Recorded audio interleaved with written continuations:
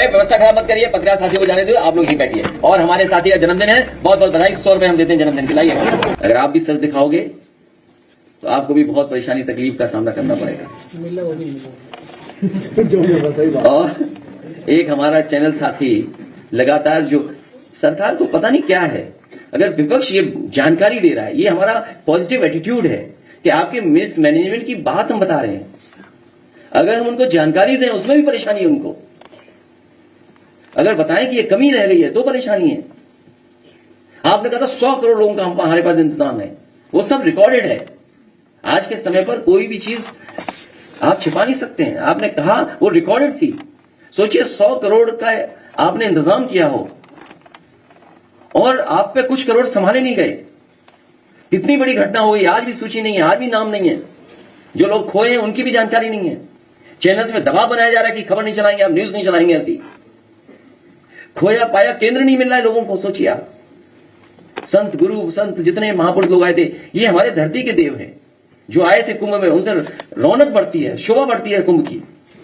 उनके प्रति क्या व्यवहार है अगर सच बोल दिया किसी ने तो। और जितनी गंदगी, जितना कुछ मिसमैनेजमेंट दिखा, शायद ऐसा कुंभ में कभी नहीं हुआ। ये भारतीय जनता पार्टी ये प्रयास कर रही है कि कुंभ भी यही लेकर के आए, कुंभ का आयोजन भी यही कर रहे हैं। पहले कभी कुंभ भी नहीं होता था, सोचिए आप। और 144 साल वाली बात, कोई भी जो साइंटिफिक चीजों को समझता होगा, एस्ट्रोनॉमी की जिसके पास जानकारी होगी, कभी स्वीकार नहीं कर सकता है। वो भी फर्जी कहानी थी इनकी। आज के समय पर तो आप झूठ बोल रहे हैं, आप आज के समय पर धोखा दे रहे हैं। आप अपनी इमेज चमकाने के लिए, सोचिए आप, इमेज चमकाने के लिए। दुनिया में वो भी घटना हुई एक साइंटिस्ट के साथ, अगर जान चली गई, किसी धार्मिक संस्था ने जान ले ली, सजा सुना दी। जब उस धार्मिक स्थान को यह पता लगा कि साइंटिस्ट सही था, 400 साल बाद माफी मांगी थी। क्या ये सरकार माफी मांगेगी इस बात को लेकर के?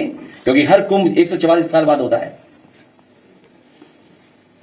जो नक्षत्र, जो प्लैनेट्स की जो पोजिशनिंग है वो हमेशा सेम होती है। और ना जाने कब से हो रहा है कुंभ, क्योंकि इनके पास मशीनरी, अगर आप कोई बात कहोगे तो इनके पास मशीनरी है, वो इस्तेमाल करते हैं मशीनरी का। हम लोग तो केवल सावधान कर रहे हैं, ये लोग रहेंगे तो देश बर्बाद हो जाएगा। केवल यूपी का बजट नहीं, दिल्ली का भी बजट ऐसे निकल गया, मायूसी देकर भी चला गया। जब उन्हें पता लगा कि मायूसी आ रही है, इससे कोई जनता को लाभ नहीं पहुंचा, तो सोचिए कौन सा बिल लेके आए, वक्फ का बिल लेके आए, जिससे जनता का ध्यान हटा दें। क्या मिला बजट से, यूपी को क्या मिला, सोचिए आप। इस सरकार का भी ये सेकंड लास्ट बजट है और 40 लाख करोड़ का हिसाब ही नहीं दे रहे हैं, वो वेबसाइट ही बंद है। 40 लाख करोड़ के जो एमओयू कोई देखना चाहे तो वेबसाइट ही बंद है उसकी, इन्वेस्टमेंट क्या क्या आया है। हमारे मुख्यमंत्री जी को अधिकारी बेवकूफ बना रहे हैं, तो उसके लिए बहुत बहुत बधाई उनको। सवाल है कि जिस महाकुंभ की चर्चा हो रही है, आपके दौर में भी महाकुंभ का आयोजन हुआ, आजम खां का भी चर्चा हो रहा है, क्या आने के लिए जेल से पार्टी क्या पसंद है? देखिए, आदरणीय आजम खां साहब के साथ और जो कुंभ की बात आपने की है, उस समय जावेद उस्मानी चीफ सेक्रेटरी थे, अहमद हसन साहब हमारे मंत्री थे स्वास्थ्य विभाग के, आदरणीय आजम खां साहब नगर विकास मंत्री थे और सरकार समाजवादियों की थी। मैं तीनों और उस समय के जितने भी अधिकारी काम करें उन सबको धन्यवाद देता हूं मैं। और जब अधिकारियों को पोस्ट करने की बात आई तो अधिकारियों को मैंने खुद बुलाया था और मैंने कहा कि आप संकोच मत करना साधु संतों का सम्मान करने में। साधु संत जो बात कहें उनका स्वीकार करना, और किसी भी तरह अगर आशीर्वाद भी लेना पड़े तो आप लोग आशीर्वाद लेना, उनको सम्मान देना। और उसका परिणाम यह हुआ कि पूरे कुंभ में कहीं किसी साधु संत की कोई शिकायत नहीं रही। जहां आजम खां साहब ने काम किया, वहीं अहमद हसन साहब, कोई साधु संत ऐसा नहीं बचा जिससे व्यक्तिगत ना मिल रहे हों। और मैंने उनसे कहा था कि आप जो साधु संत उसमें कहें उनकी बात तुम खुद स्वीकार कर लेना। और मेला अधिकारी को मैंने कहा कि जो ये कहेंगे वो आपको काम करना पड़ेगा। उसका परिणाम है कि कुंभ में कहीं शिकायत नहीं हुई। और जावेद उस्मानी का जो एक्सपीरियंस था, मैनेजमेंट था, जो टाइम लाइन और टाइम उन्होंने बाउंड की चीजों को, उसका परिणाम हुआ कि सब चीजें समय से हो गई। इनके तो पुल नहीं बने समय से, कभी पुल ये बंद, कभी पुल वो बंद, कभी सब पुल बंद। ये तो मैनेजमेंट था इनका। सोचिए आप तो गए होंगे, नहीं गए मैं कुंभ में? हाँ, आप तो नहीं जा पाए होंगे, उसका कारण दूसरा है। लेकिन सम्राट हर्षवर्धन के समय पर किसी पर पाबंदी नहीं थी। सम्राट हर्षवर्धन के समय पे जो कुंभ होता था उसमें सबको बुलाया जाता था, सब जाते थे, धर्म के लोग जाते थे, दूसरे धर्मों के लोग जाते थे। इसीलिए वो कुंभ था। और दान करके जाते थे, वो आखिरी में सब कुछ दान करके चले जाते थे, अपने कपड़े भी दान कर जाते थे, और साधारण कपड़ा पहन करके वो जाते थे कन्नौज वापस। बताओ इन्होंने क्या दान दिया? इतनी बार डुबकी मारी। कोई दान किया हो तो बता दो, किसी सुनने में आया तो बता दो। मैं भारत सरकार से कई बार कह चुका हूं, स्नान और दान दो महत्वपूर्ण है, पुण्य और वो अलग चीजें हैं, वो भी हैं उससे जुड़ी हुई, बहुत सी और परंपराएं जुड़ी हैं कुंभ से।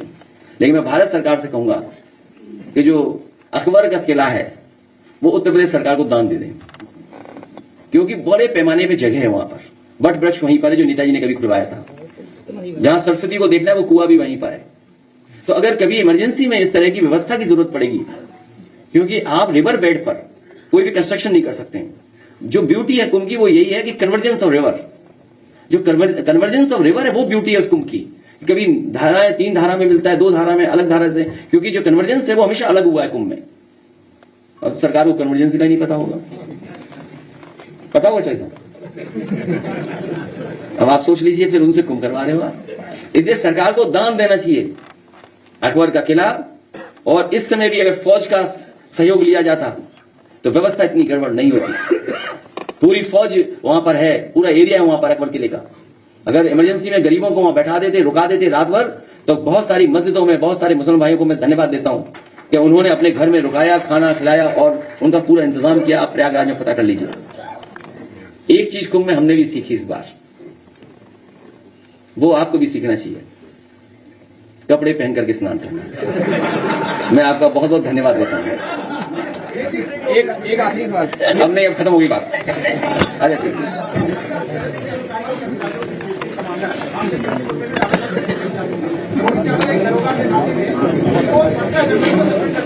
देखिए, ये सरकार अन्याय कर रही है। ये सरकार को मैं कहना चाहता हूं, मिल्कीपुर में एक विधानसभा में तो आप बेईमानी कर सकते हो, लेकिन 403 में 420 की नहीं चलने वाली है। 403 विधानसभाओं में इनकी 420 नहीं चलेगी। ये जनता उत्तर प्रदेश की देख रही है। मैं आप सबका धन्यवाद देना चाहता हूं, बहुत बधाई आप सब लोगों को। अरे व्यवस्था खराब मत करिए, पत्रकार साथियों को जाने दो, आप लोग यहीं बैठिए। और हमारे साथी का जन्मदिन है, बहुत बहुत बधाई। 100 रुपए हम देते हैं जन्मदिन के लिए।